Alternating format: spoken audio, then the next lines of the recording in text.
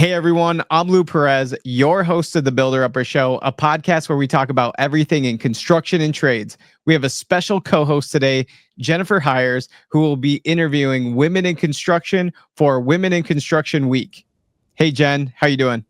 Hi Lou, thanks for having me. Who is your special guest today?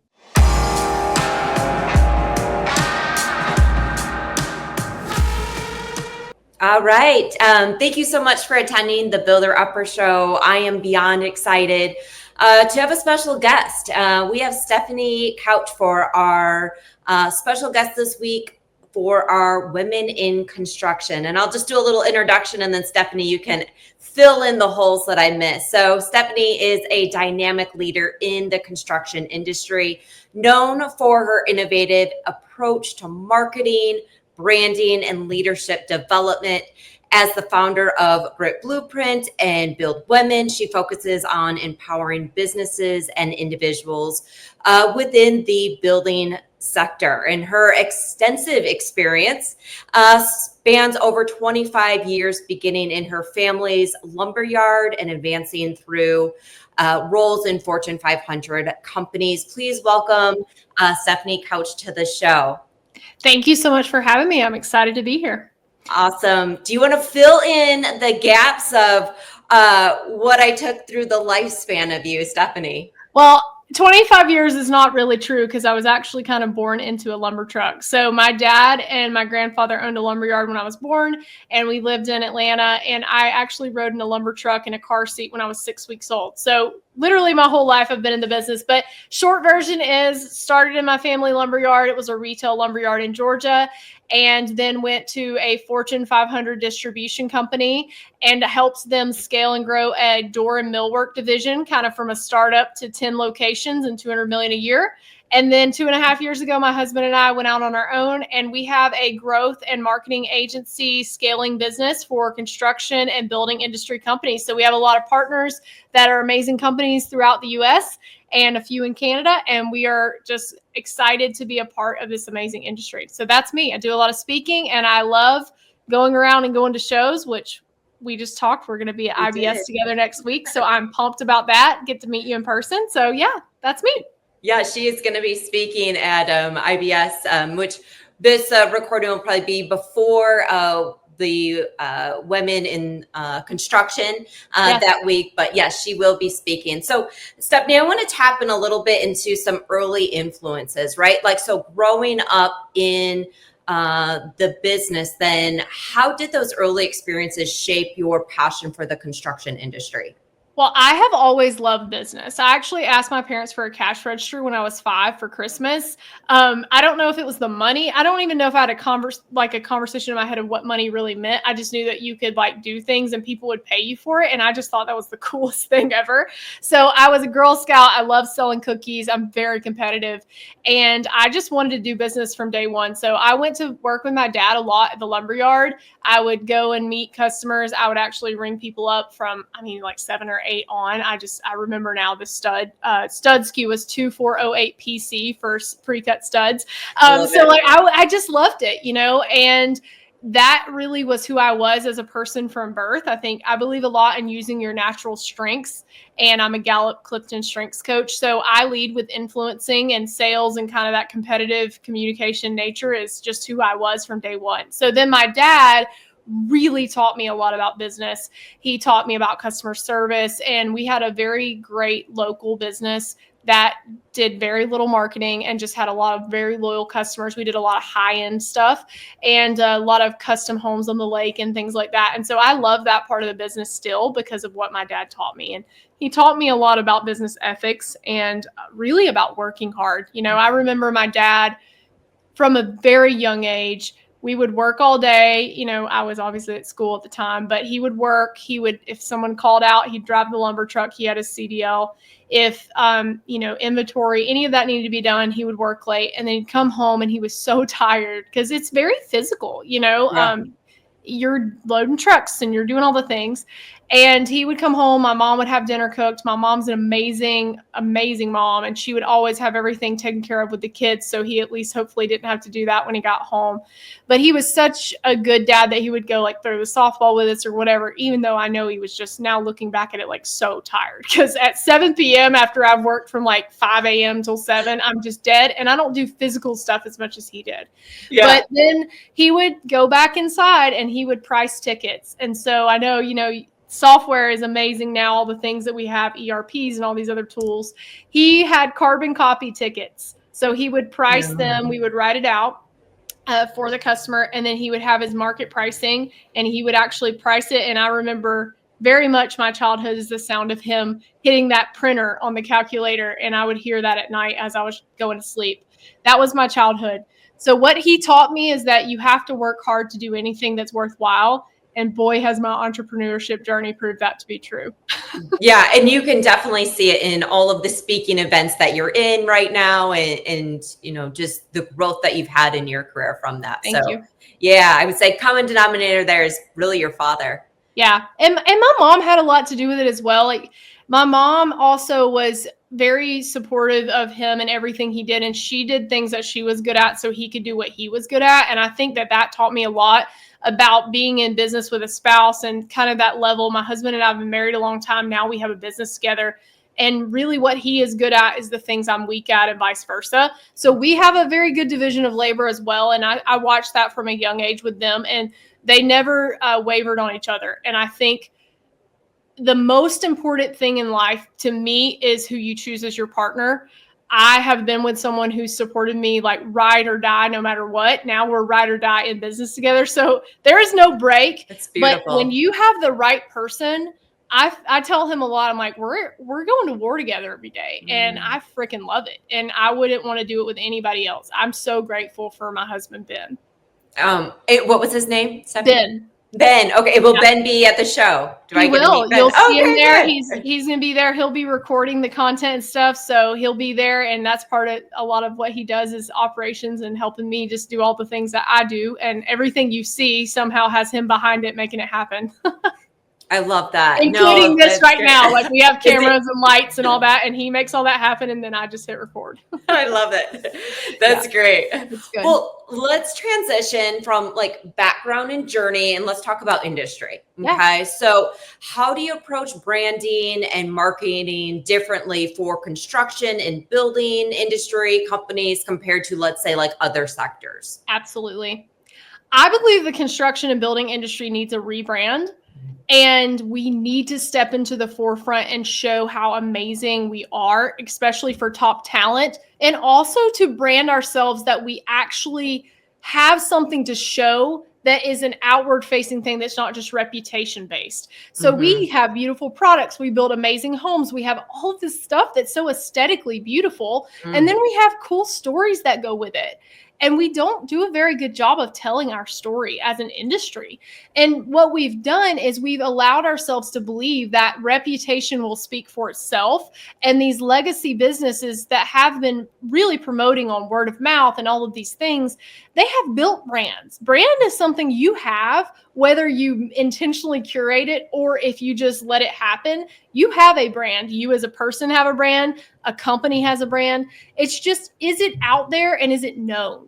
And are you known for the things you would like to be known for? And so that's really how I think we could rebrand our industry and honestly our people, showing who we are and really showing up and actually intentionally doing that. So when I think about brand, I think about two things. So I'll explain kind of my little 30-second version. Brand is really the association of two things. So the brand started with cattle. A cattle farmer would have a brand to mark that cow to say, this belongs to me. So two things that belong together or are associated. And that is how brand started. Now we think of brand as logos and colors. It's so much more of that.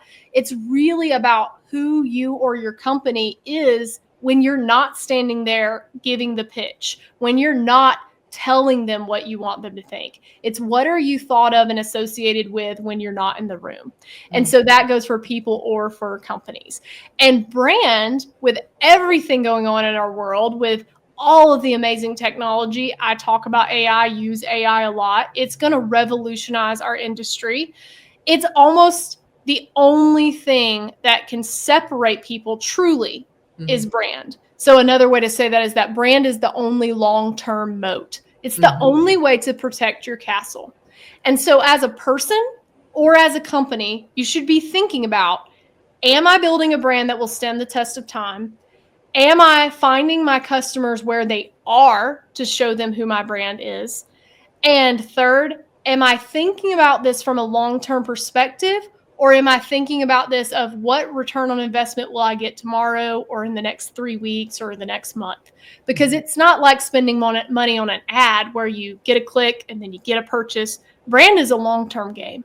But really, we should all be thinking in decades and not in today. Because if you have a business that's already been open for 30 years, 50 years, 100 years, some of these brands are so long-term and they're amazing companies. Who cares about tomorrow? You care about 2028, 2038, 2048. That's what you're thinking about. And so even if you want to sell your business or you want to keep your business, you got to think about how important brand is. That's good. No, that's really good. So then you mentioned AI, right? Yeah. So in what ways do you see AI technology transforming marketing and operations for the construction industry? Well, I'll give you one example that I think is going to change everything. Okay. There is a technology it's been out for a year or two. I heard the first time I've ever heard it about a year and a half ago. It's called a voice AI agent is what most people call it. So it is actually a salesperson. I'm going to be demoing this at IBS. You'll get to see this in real life. If you go onto my website and I'm selling doors and you click on there and you're like, man, I really like these doors. I want to learn more. You call me and I don't answer. 68% of small business phone calls actually go unanswered. So it's not really that uncommon that someone's doing something else and they're just busy, right? If you're getting 5 phone calls at a time and you have 3 people on the counter, you're not going to answer all 5. It's impossible. So this person, this AI agent that you've programmed, will answer that phone call. And you can either say, hey, this is an AI agent, or you can decide just to let it be Paige from Stefanie's Door Company, whatever you want it to be. And you can say, hey, this is Stefanie's Doors. Thank you for calling. How can I help you today? And then that AI agent is going to have a conversation just like you and I are having right now.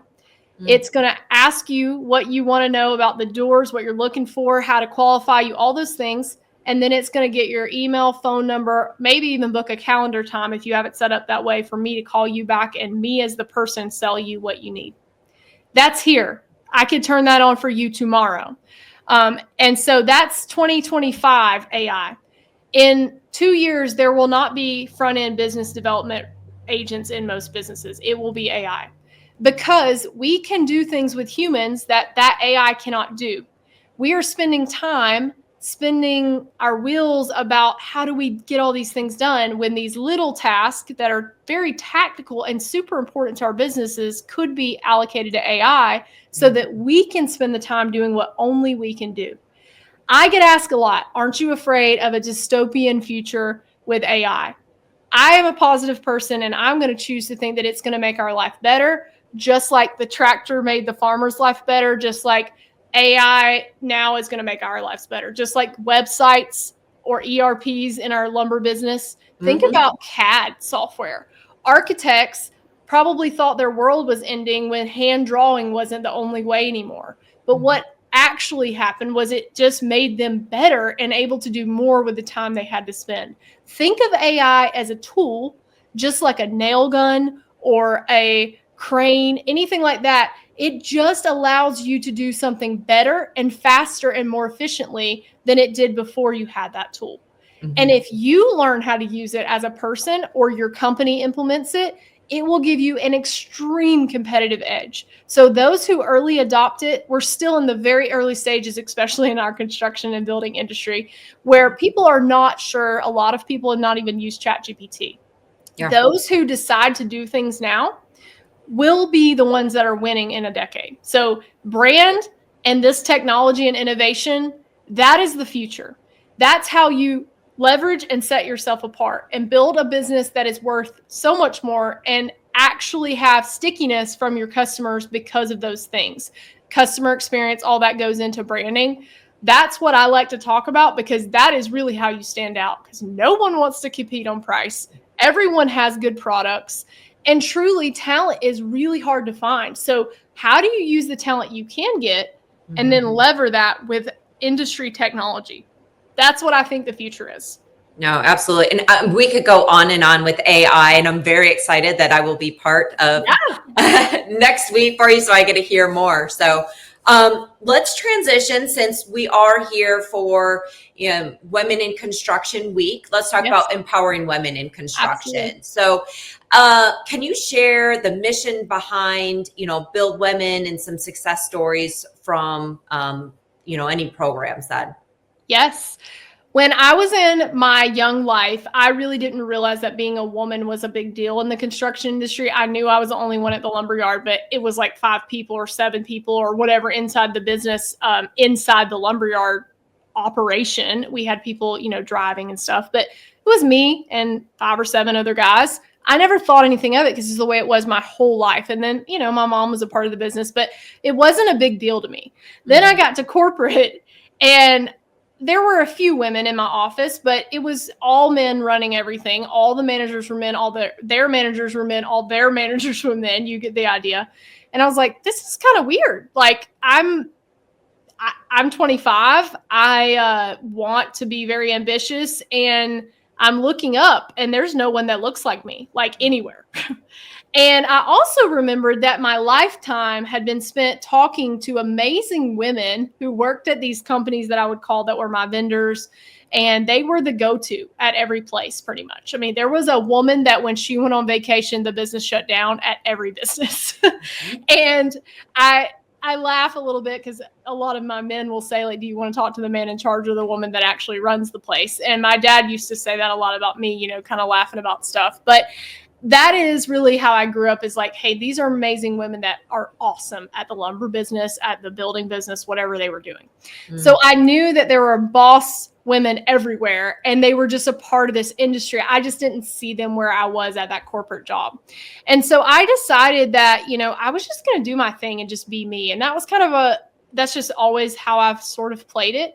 Sometimes that went in my favor and the dice laid on the side that I needed them to. And sometimes that was really hard. Looking back on it now, I feel like I actually got more opportunity in my career because I was a bubbly blonde woman that was also extremely good at what I was doing and worked really, really hard. I feel like I got more upside from that than downside. Now, I know there are a lot of women that don't see that and don't say that in the construction industry especially. But I believe now, where I'm at in my life, that it is a competitive advantage and a differentiator that is positive in a lot of ways to be a female in this industry. And I have leveraged that in a lot of ways since I've started my business, but also before in my corporate career. And it's because you are different. Different stands out. Why would you want to be one of 100 that look identical to everyone else? And not that all the men in the industry are the same, because they're not. There's a lot of different people, and they all have different skills and personalities and all that. But you being a woman in a place where maybe you are the only one at the table, if you can position it the right way and really frame it in your mind as an advantage, it is an advantage. If you tell yourself that everyone's going to hold it against you that you're a woman and that they're never going to let you do things, that will be a self-fulfilling prophecy. And I believe so strongly in that's one of the reasons why I started Build Women, because I wanted these women to know their value and take into their own hands their brands, their confidence, and their skills. And also know, this is one thing that's a little different than some of the other women's organizations that are out there, is like, this is going to be hard, and it's hard for men too. And you got to work, girl. This is not a phone it in because I'm a woman, I get this thing. And there will be challenges, but heck, there's challenges for every single man that I know. I mean, me and my husband are building the same business together at the same time. Like, we are working side and side, like 2 horses pulling a plow. We are working. And it is just as hard for him than it is for me. Actually, maybe easier for me because I have connections and all these things that I'm like reaching out to people and doing things. And a lot of what he's trying to figure out is like, there's no one to ask, he's just got to figure it out. Yeah. But it is hard because I'm a woman, and it's hard because he's a man. It doesn't matter. So life is not easy, and anything that you do is not going to be easily come and gained without work. And that is what I want these women to know is you are your own best advocate. You've got to use your voice and speak up, and you've got to be confident in your own abilities. And you've got to know that sometimes you don't have it figured out, and you got to keep working until you do. And so that's one thing that we do at Build Women is really help with confidence and breaking those habits that you have that are actually holding you back. It's not anyone else. It's us. It's me that's holding this back. And so when I started this, I had some things that I worked on myself to get past like some real speed bumps in my career that I was doing a lot of things like perfectionism is one. It brought me so far to be a perfectionist in my early career because I was really, really conscientious. I wanted things to be right/perfect. And now once I'm into a point when a lot of what I'm doing is new, it's risky, it's not going to be perfect. There's zero intention of it being perfect because you'd never start if it was. I had to get past that or I was never going to be able to do what I needed to do in the next step. So that was one of we talk a lot about the habits that hold you back. Mm-hmm. And actually in March 18th through the 20th, the National Hardware Show and Build Women are doing a How Women Rise in Hardware conference. And it's a part of the National Hardware Show main stage. And it's a whole day built around content that shows women how to do that. So I'm going to be speaking on how to build your personal brand. And then also doing another session on how to break the habits that hold you back.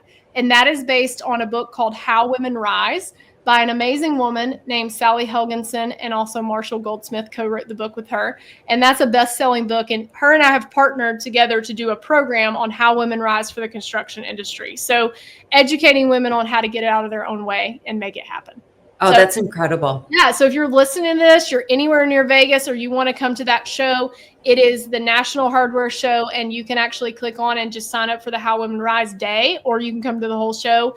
And it's in Las Vegas at the Convention Center, March 18th to 20th. All right. So then you're going to have a pretty big stint in Vegas. Then you're going to be doing a Vegas tour. A lot of Vegas. Yeah. And also there's some other amazing speakers. So Gina Schaefer, who owns 13 hardware stores. She has over $53 million a year in hardware store business. Amazing entrepreneur. She's going to be speaking about how to handle people, profits, and purpose in your business and what you need to know. And then we have a panel of leaders from the industry of women that are going to be speaking, a networking session afterwards, a lot of cool stuff happening. So if you're anywhere near Vegas, you got to get to this event.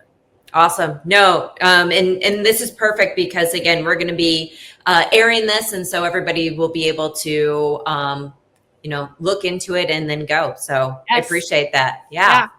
Let's look at now, at your advice, personal reflections, newcomers in the industry, right? So what advice would you give someone starting their career in their construction industry today? I would say enlist allies from day one. Get people in your corner from day one.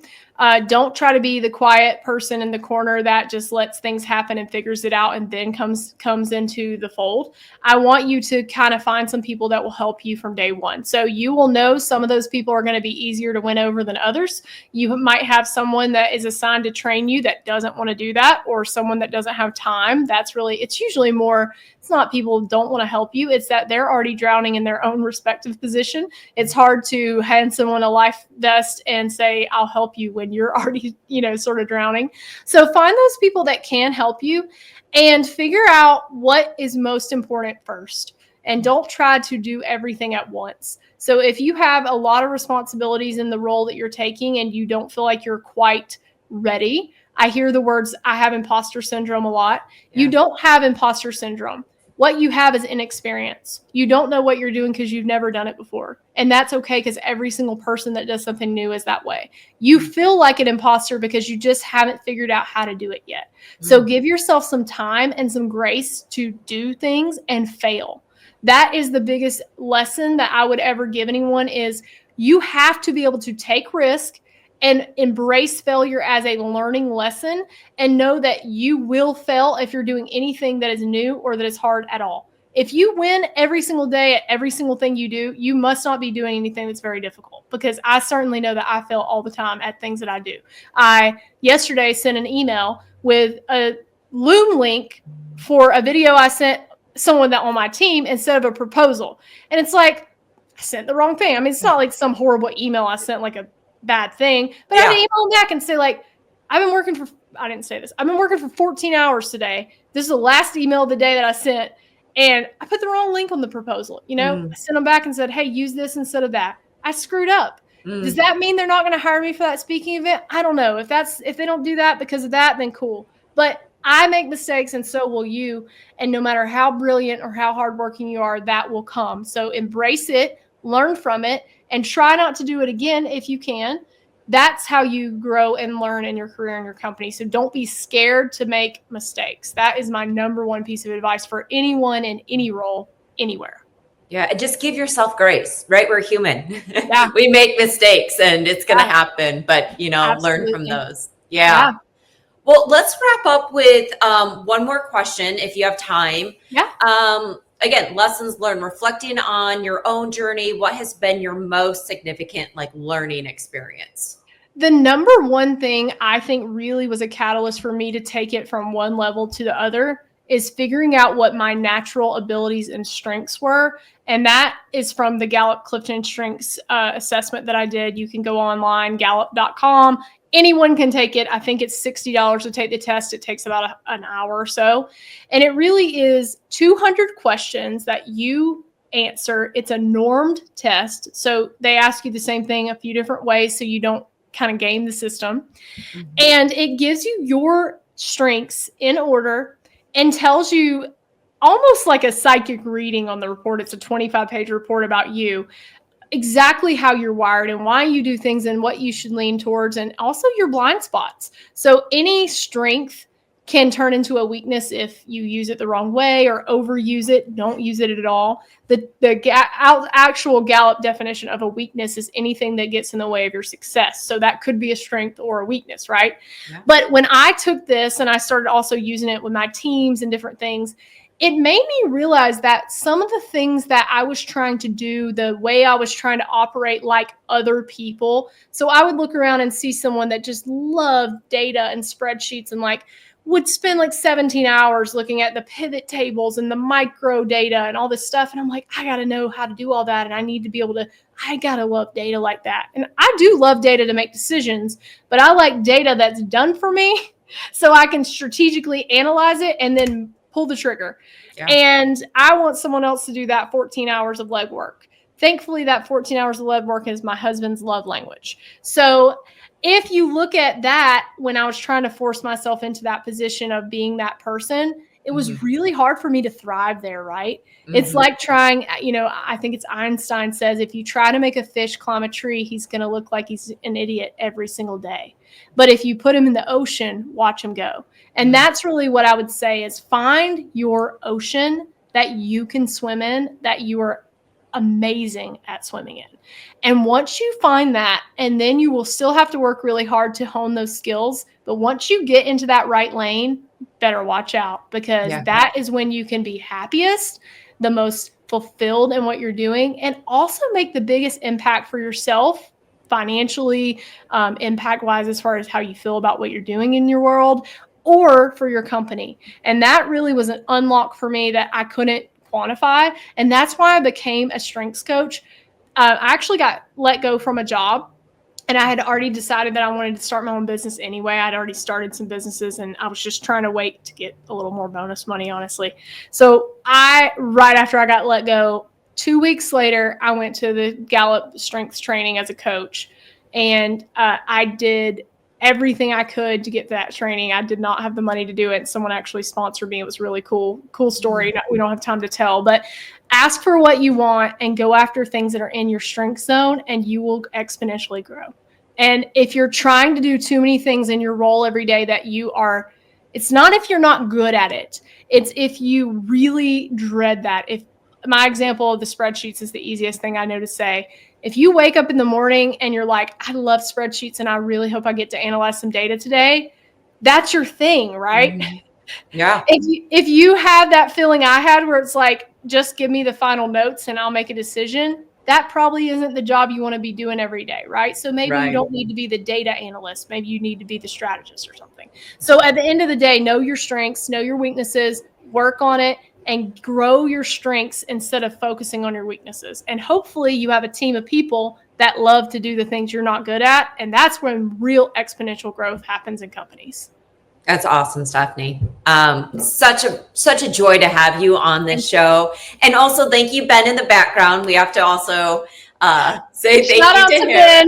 Shout out to Ben. He makes this lighting, all Ben, all the things. It's Ben. Yeah. He makes it happen. He makes me, he is amazing, amazing human. And I wouldn't trade him for $1 trillion. That's incredible. I'm happy for you both. So thank you. And I'm looking forward to meeting you next week. Me and too. Then we also found out that we live probably within an hour of each other. So Absolutely. we're already coordinating something in the future. We get to meet next week, and then we're going to do something collaborative, hopefully, maybe multiple times in the future. So I'm excited about that. Thank you so much, Jennifer. You're awesome. And I am excited for Women Week this coming month. And I would just say to any woman that is not sure what to do next, you have the ability and you are worthy to do whatever it is that you want to do in your life. You just have to be willing to put in the work and be consistent with it and believe that you can. Because if you believe plus put in the work, it will absolutely happen. It just might not be tomorrow. So you've got to be consistent and work and believe all at the same time. And that's how you really build what you want in your life. Amazing. I'll leave it on that. So thank you, everybody, for joining, and we'll see you next time.